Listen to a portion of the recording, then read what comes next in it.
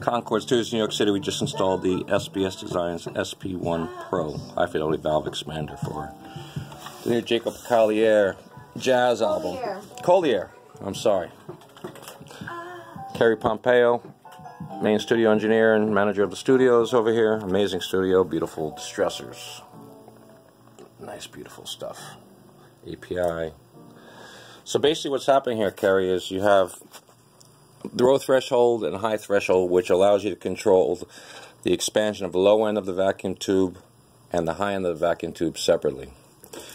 These tube mode controls are presence controls, they're effective presence controls. So this will dictate how drastic of an effect these will have.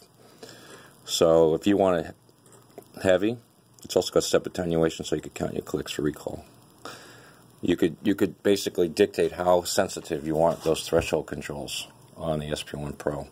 If I offset these, so say I put the bass like that, leave the bass on channel 1 at 2 o'clock, bass on channel 2 at 11 o'clock, highs at 12 o'clock on 1, and highs at 2 o'clock. What's happening is because they're offset, you're imparting the tubes, so you're offsetting the natural transfer function of the vacuum tubes. So basically what that does is by imparting the tubes, it gives you a wider stereo spread. Oh, wow. And it also gives you that presence, that old vintage tube presence.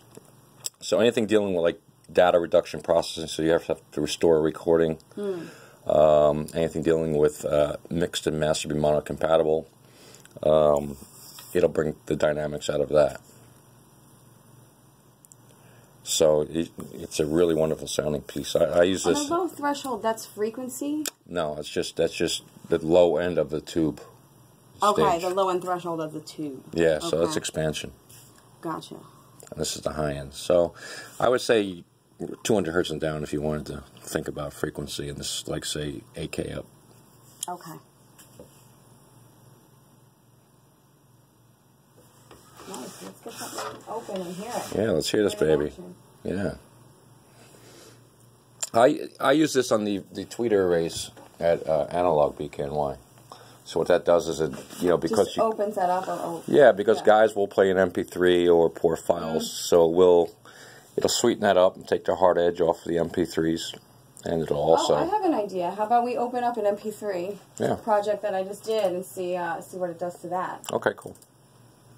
Because I do get writers in here a lot, and sometimes they're just coming in here, with an MP3 or a low quality wave or something like that. So having something like this in the arsenal is like a really cool secret weapon. Yeah, exactly. To even just have their, Yeah, and you'll be able to get a sound out of the studio that no other studio could recreate. Plug in or not. I like that. You cannot get this sound out of a plug-in. Okay. Nice S1 on the Yamaha NS10 near-field monitors.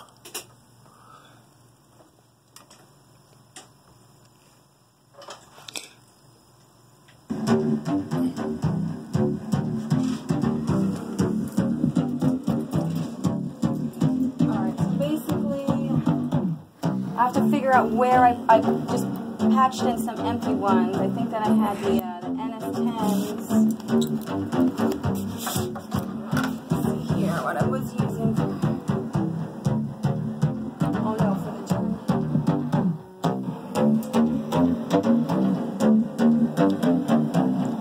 This is the same exact components you get in SBS Slammer sound system, exclusively.